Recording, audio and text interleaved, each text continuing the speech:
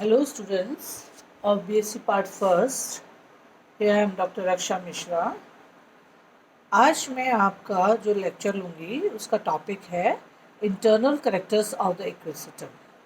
हमने previous lecture में external characters, classification और habit, distribution, habitat of equisetum के बारे में पढ़ा था. आज हम इंटरनल करेक्टर्स देंगे इक्विसिटम के, जिसमें हम anatomy of aerial stem, anatomy of rhizome and anatomy of roots के बारे में डिस्कस करेंगे. जो पहला डायग्राम है वो transfer section of aerial stem है.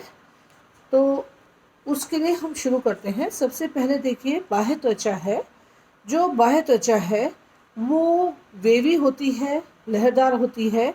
इसमें उभार, ग्रूव्स एंड खांच, रिजेस पाई जाती है, रिजेस एंड ग्रूव्स पाई जाती हैं. ये इसकी जो बाह्य त्वचा होती है वो सिंगल लेयर्ड होती है. एपिडर्मिस सिंगल लेयर्ड दिखाई दे रही है आपको और ढोलाकार कोशिकाओं से बनी हुई होती है. इसके जो खांचे होते हैं, जो ग्रूव्स होते हैं, उसमें संकन स्टोमेटास प्रेजेंट होते हैं. वो भी मैंने लेबल कर रखा है. एपिस्टोमेटल रीजन जिसमें गार्ड सेल्स भी है, गार्ड चैम्बर, सॉरी एपिस्टोमेटल चैम्बर है और उसके अंदर गार्ड सेल भी मैंने लेबल कर रखा है. और ये जो संकन स्टोमेटा जो होते हैं ये ज़ोरोफिटिक करैक्टर को शो करते हैं. और इसकी जो एपिडर्मिस की जो बाहरी भित्ति होती है उसके बाहरी सतह पे सिलिका का डिपोजिशन होता है. वो मैंने आपको पहले भी बताया था. इसके कारण देखिए, आप छोटा छोटा खुरदरापन दिखाई दे रहा होगा क्यूटिकल के ऊपर. तो वो डिपोजिशन के कारण स्तंभ को अगर हम छुएं तो वो बड़ा खुरदरा सा प्रतीत होता है, बड़ा रफ सा प्रतीत होता है. और इसके एपिडर्मिस के नीचे वल्कुट है, कॉर्टेक्स है, जो दो स्पष्ट भागों में डिवाइड किया हुआ है, दिखाई देता है. जो पहले मैंने डार्क कलर के जो सेल्स बनाए हैं वो कॉर्टेक्स का रीजन स्क्लेरेंकाइमेटस टिश्यूज़ का बना हुआ होता है. और क्योंकि स्क्लेरेंकाइमेटस टिश्यूज़ इनकी भित्ति जो है मोटी होती है, लिग्निफाइड होती है और इसलिए ये डेड भी होती है. इसलिए ये मैकेनिकल स्ट्रेंथ प्रदान करते हैं स्टेम को.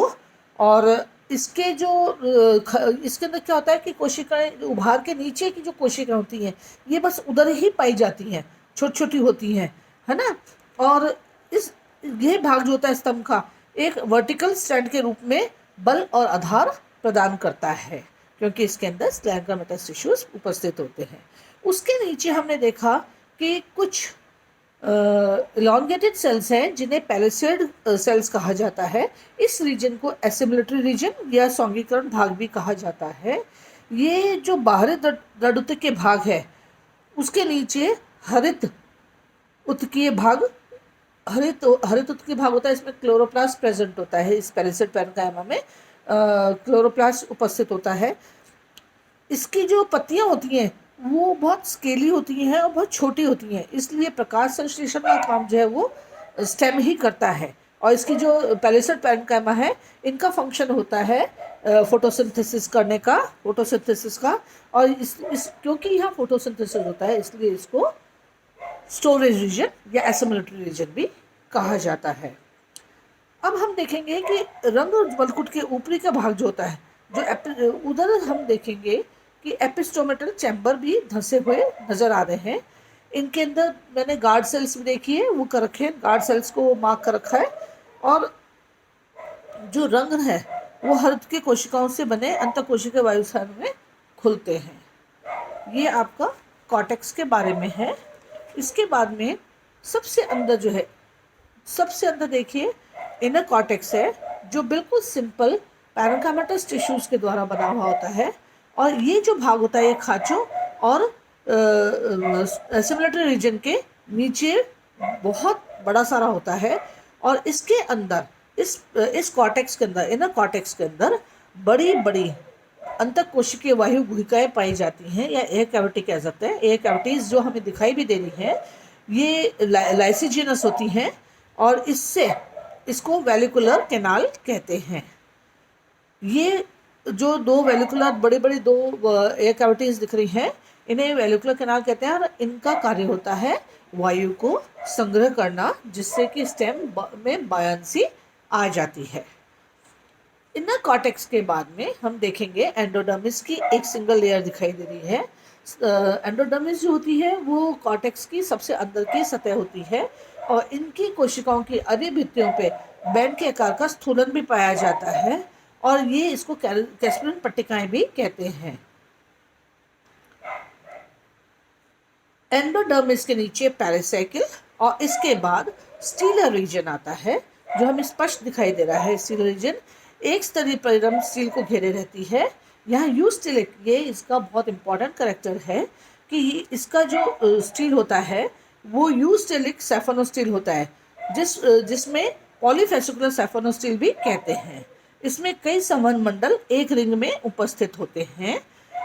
इसके अंदर देखिए आप बीच के अंदर ऊपर की तरफ तो प्रोटोस्टील जो नीचे की तरफ जो कैनाल है, कैरनल कैनाल है, उसके पास में तो प्रोटोस्टील पाया गया है और जो ऊपर की तरफ है वो मेटाजाइलम पाए गए हैं।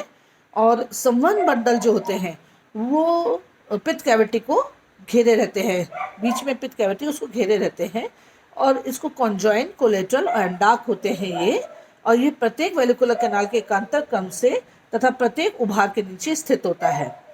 दो संवहन बंडल जो है के बीच में मृदुतिक कोशिकाएं उपस्थित होती हैं और हर एक संवहन बंडल में मेटाजाइलम के दो समूह कुछ दूरी पर उपस्थित होते हैं, जो मैंने लेबल भी कर रखा है और इस डायग्राम में दिखा भी रखा है। दो साइड में मेटाजाइलम उपस्थित हैं और इनके ठीक नीचे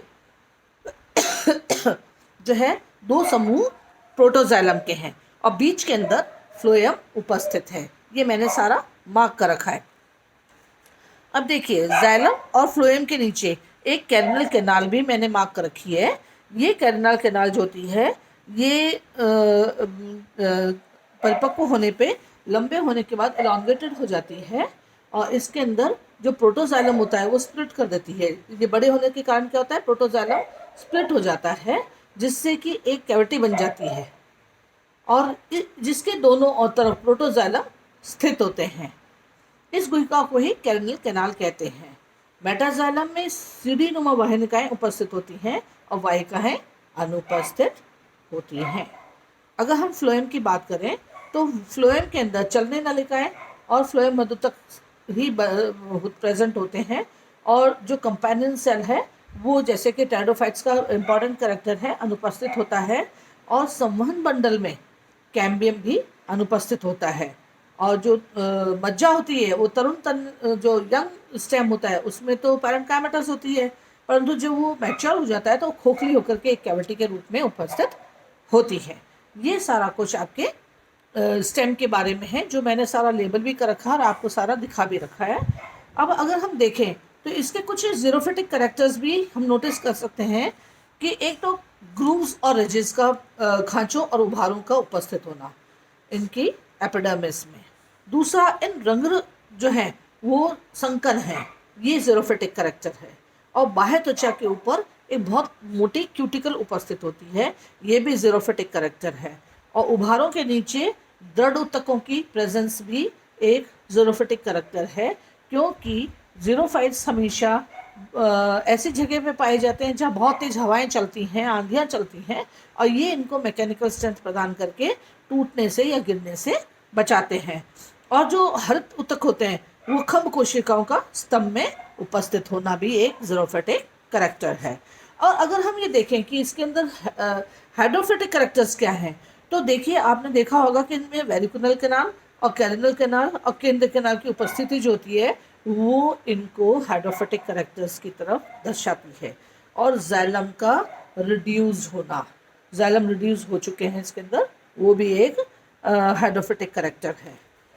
अब अगर हम नेक्स्ट लें तो हम देखेंगे दूसरे, उस पे जाइए डायग्राम पे, जो है एनाटॉमी ऑफ राइजोम। इसके अंदर मैंने सेलुलर डायग्राम ना बना करके आउटलाइन डायग्राम बनाया है, पर इसमें भी सब कुछ एकदम क्लियर है।